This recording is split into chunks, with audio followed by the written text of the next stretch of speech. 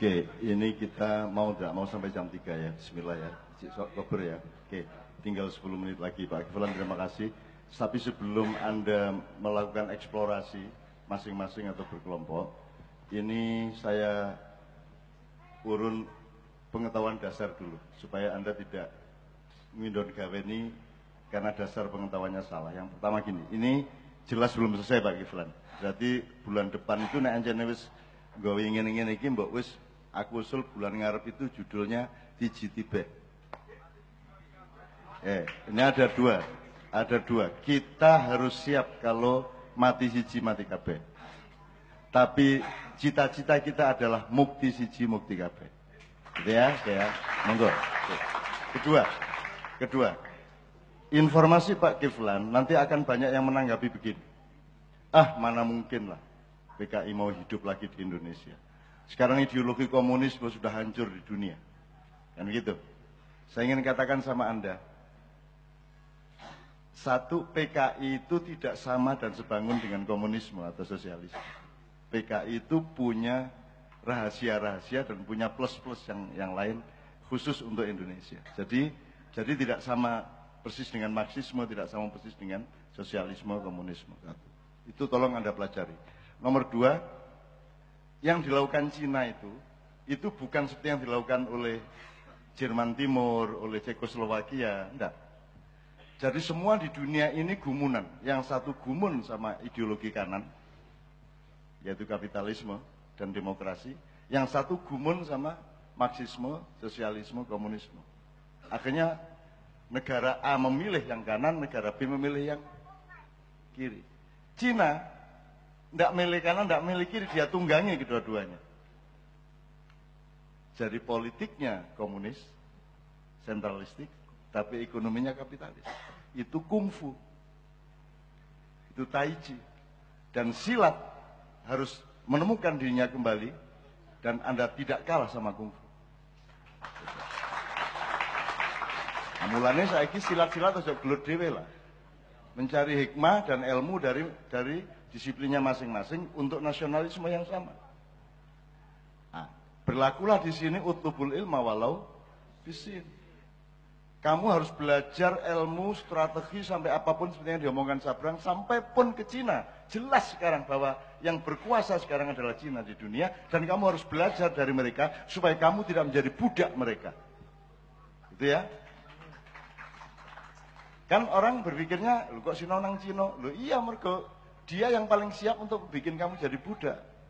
Nah kamu belajar kepada mereka, sampai sing cilik-cilik kok iso ya, nek iko gawe warung awet sing kiyok gak, dari yang kecil-kecil sampai yang strategi global. Cina sangat luar biasa.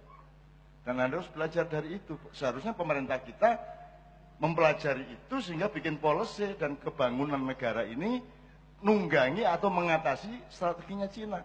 Yang kita lakukan pemerintah kita justru adalah memanggakan Cina untuk memperbudak kita, kan begitu. Monggo sampean perbudak kula pun suwe kula niki latang-latang dhewe. Gitu ya, Mas? Jelas ya? Tadi Kubilaikan kalah oleh Raden Wijaya. Sekarang Kubilaikan dipersilahkan masuk. Betul enggak? Bukan kita enggak kalah. Malah mempersilahkan masuk. Coba piye? Ini kan bukan urusan kehormatan lagi ini. Ini urusan kehinaan yang tidak disadari sebagai kehinaan, kan begitu? Ya, oke. Kalau Anda kalau Dajjal sudah berlaku di dunia, yaitu tata nilai, cara berpikir, mata satu,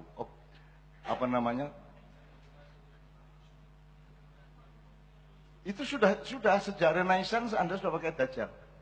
Sekarang Dajjal sudah tidak perlu ngapa-ngapain, dia tinggal ngerokok sudah berlaku dengan sendirinya dominonya. Sekarang kalau Dajjal itu kavalerinya, pasukan tanknya, pasukan berkudanya. Tapi yang sekarang akan masuk adalah infanterinya Dajjal yang bernama Ya'juj dan Ma'juj. Dan ciri-cirinya Anda browsing, Ya'juj Ma'juj. Salah satu cirinya adalah berkulit putih dan bermata sipit. Saya tidak mengatakan Cina. Kita punya sahabat-sahabat Cina di mana-mana. Dan mereka kita terima dengan baik. Ya toh? Dan kita tidak anti mereka, kita juga tidak anti Tiongkok, tidak anti siapa-siapa. Cuman ojo nemen-nemen kan. Ojo kon tak kaya ati njaluk usus kan. Gitu mboten? Nah, kamu orang Jawa. Orang Jawa itu satu cirinya. Ojo ngendas-ndasi, betul enggak? Ojo ngendas-ndasi. Dan kamu akan dindas-ndasi dan sudah dipersilakan oleh presidenmu supaya rakyat Indonesia dindas-ndasi karo wong-wong tekan jaba.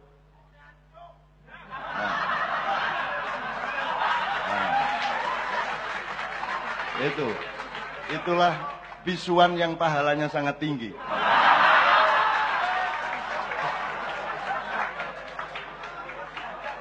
Saya bukan fanatik Jawa, saya cuman orang Jawa.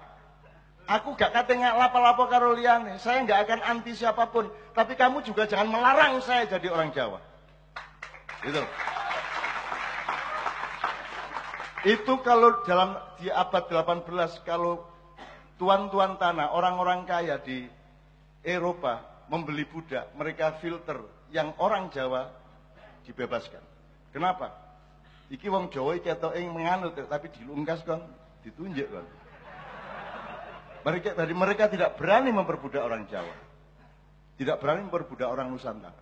Sekarang kok gara-gara bal-balan nek wis mari nyelentang terus ngene nang ndase. Nah, sekarang Anda gelem dindas-ndasi bahkan monggo sampean keplak, monggo sampean. Tumbuhkan sekarang. Sebagaimana Aceh menemukan dirinya, Minang menemukan dirinya, Bugis menemukan dirinya, Madura tidak perlu menemukan dirinya. Karena dia sudah selalu dirinya. Wow. Ya toh? Dia tidak berjarak dengan dirinya. Tidak mungkin orang Madura bukan Muslim. Wong PTA Islam. Ya toh? Oke. Ya jadi teman-teman sekalian, kita nggak akan nantang siapa-siapa. Cuman kita punya harga diri, kita punya muruah, kita punya martabat. Kita tidak akan menginjak-injak siapapun, tapi kita juga tidak akan mungkin mau diinjak-injak oleh siapapun. Kalau ada pemimpin yang mempersilahkan orang lain menginjak-injak kepalamu, dia akan mati ditawar oleh rakyatnya sendiri.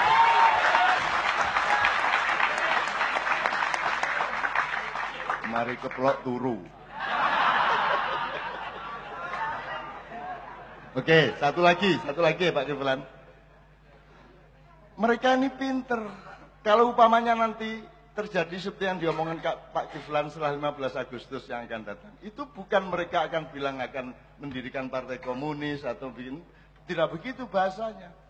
Itu dimaafkan dompleng isu HAM.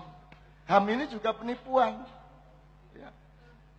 Maka digiring masalah itu ke HAM, jadi masalah Sidoarjo, masalah Kedungombo, Talangsari, Petrus, Trisakti penembakan mahasiswa. Nah, itu satu tema yaitu pelanggaran HAM. Dan TNI akan dianggap pelanggar HAM di tahun 1965. Nah, itu yang disebut sabrang peperangan intelektual. Dan Anda harus punya kritisisme.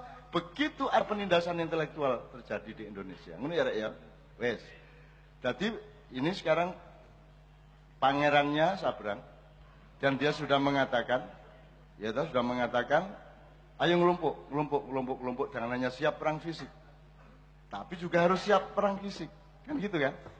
Itu juga harus tetap siap, semua kita siapkan. Artinya kita tetap akomodatif dengan teman-teman Tionghoa di sini.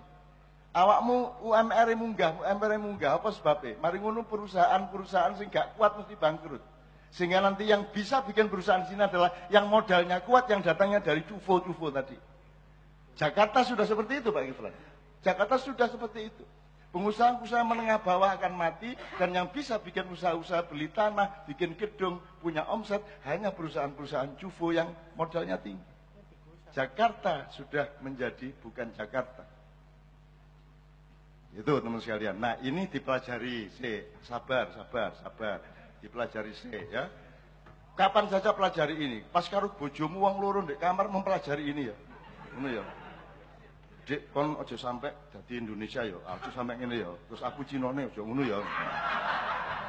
Oke, bismillah. Teman-teman sekalian, Saya tidak mengharuskan Anda setuju dengan judul yang akan datang, tapi nek anjane wis sedumuk batuk senyari bumi, ya, wis mesisan, ya, tiji tibe. Mudah-mudahan bukan mati siji mati kabeh, tapi mukti siji mukti kabeh. Ya. Karena orang Indonesia tidak pernah menjajah, Pak. Indonesia tidak pernah ada sejarah kita menjajah orang. Kita memangku orang.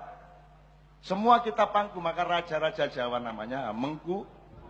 Makanya yang mangku bumi harus laki-laki. Karena bumi itu perempuan. Istrinya Nabi kita tambahin Siti Aminah. Siti itu artinya lemah. Tanah air kita sebut ibu pertiwi. Tanah air adalah perempuan. Bumi adalah perempuan. Maka kalau ada yang mangku bumi, tidak boleh perempuan supaya tidak lesbi. Jelas ya? Oke. Dah, tidak saya perpanjang, kita jawab itu dari urusan Keraton Jogja. Itu kita tunggu sekitar 2 minggu setelah hari raya baru kita proses. Ya. Oke, saya kira njaluk kibote kita tutup bersama-sama. Muga-muga masih sahurmu mek didik karo Gusti Allah digawe wareg sampai sore. Tapi nek kon wareg sampai sore berarti gak poso.